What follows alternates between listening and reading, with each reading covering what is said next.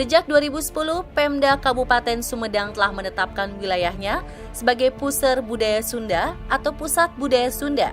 Tak bisa dipungkiri, kota yang terkenal dengan tahunya ini memiliki tradisi yang kuat dalam memelihara upacara-upacara adat kesundaan. Ditambah lagi, Kerajaan Sumedang Larang adalah pewaris dari kejayaan Sunda Pajajaran, di mana di tahun 1578 Masehi, putra mahkotanya bernama Raden Angkawijaya menerima pusaka Pajajaran dan dinobatkan sebagai raja, mewarisi wilayah kekuasaan Pajajaran. Ia bergelar Prabu Gesan Ulun. Selain dikenal arif dan bijaksana, Prabu Gesan Ulun berwajah tampan rupawan. Tak aneh jika banyak wanita tertarik kepadanya. Makam raja yang diharapkan bisa mengembalikan kejayaan Pajajaran ini berada di daerah perbukitan desa Dayak Luhur, tak jauh dari pusat kota Sumedang.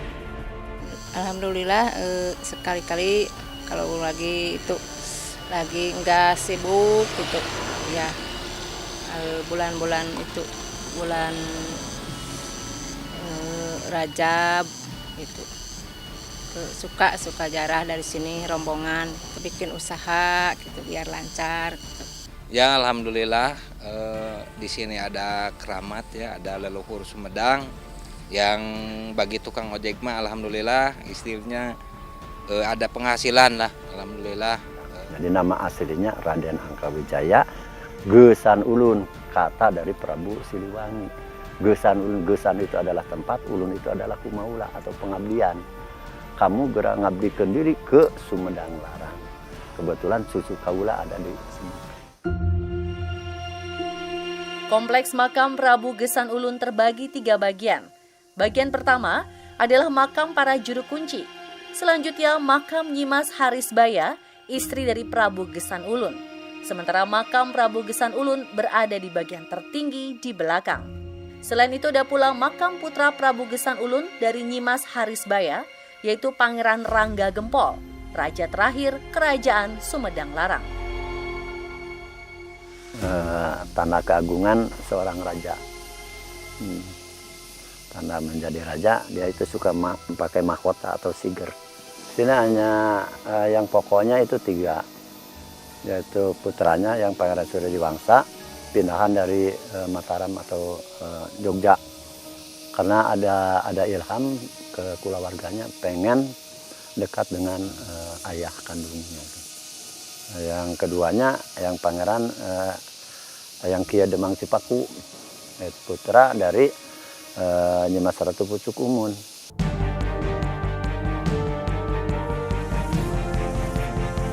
Prabu Gesan Ulun dinobatkan menjadi raja pada usia 22 tahun, bertepatan dengan Hari Raya Idul Fitri. Meski berusia muda, Prabu Gesan Ulun telah menguasai ilmu agama, kepemerintahan, strategi perang, dan ilmu kasumedangan, warisan para leluhur Sumedang. Kehebatan dan kegagahan Raja tampan dari Sumedang Larang ini sungguh sulit dicari tandingannya. Bisa dipahami jika kemudian banyak fenomena-fenomena aneh di sekitar makamnya yang dianggap memiliki keterkaitan dengan Prabu Gesan Ulun. Fenomenal yang sangat luar biasa.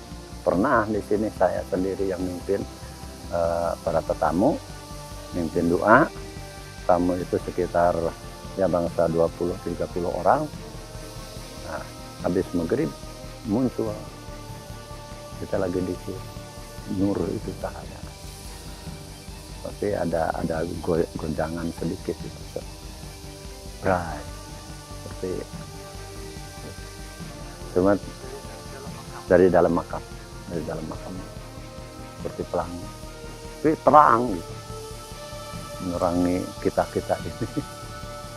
Sebentar. Pernah 2 kali di sini. Habis asar dan habis maghrib.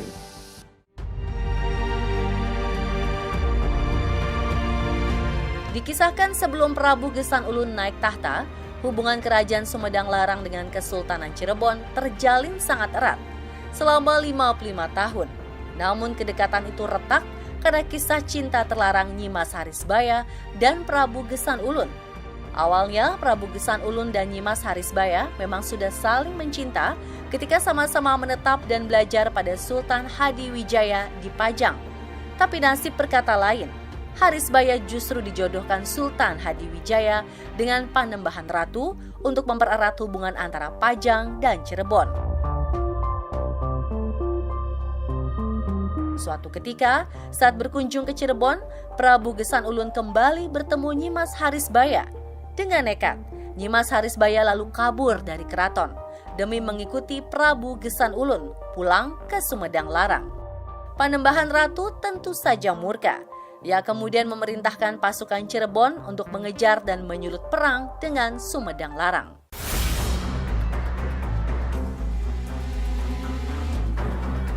Sebetulnya antara Sumedang dengan Cirebon waktu itu ada persengketaan, hanya Mbah Jaya Perkasa atau Mahapatih Besar Sumedang itu bertanggung jawab untuk menyelesaikan permasalahan tersebut. Cerita dulu itu adalah ada peperangan antara Sumedang dengan Cirebon. Alatan yaitu Nyimas Ratu Harisbaya tersebut. Dalam artian dari Sumedang itu istilahnya memberangkatkan pasukan walanda tentara itu tidak melibatkan semua walanda tentara Sumedang, hanya melibatkan 4 Kandanggalanta itu atau 4 patih besar, yaitu Mbah Jaya Perkasa, yang Sang Hyang Nangenan, Sang Hyang Konanghapa, Sang Hyang Pancerbuana yang Terompel. Nah, patih yang 4 ini yang diberangkatkan untuk menyelesaikan yaitu persengketaan antara Sumedang dengan Cirebon. Sebenarnya, Prabu Gesan Ulun sempat meminta Nyimas Harisbaya untuk kembali pulang ke Cirebon. Tapi Nyimas Harisbaya tetap memaksa. Ia bahkan sampai berniat mengakhiri hidupnya jika tidak diperkenankan ikut ke Sumedang.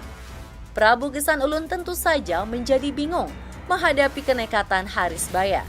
Setelah bermusyawarah dengan para patihnya, Prabu Gesan Ulun dengan terpaksa memutuskan membawa Harisbaya ke Sumedang Larang. Untuk bertahan dari serangan Cirebon, Prabu Gesan Ulun lalu memindahkan pusat pemerintahan di Kutamaya ke Gunung Rengganis, yang sekarang disebut dengan Dayeuh Luhur.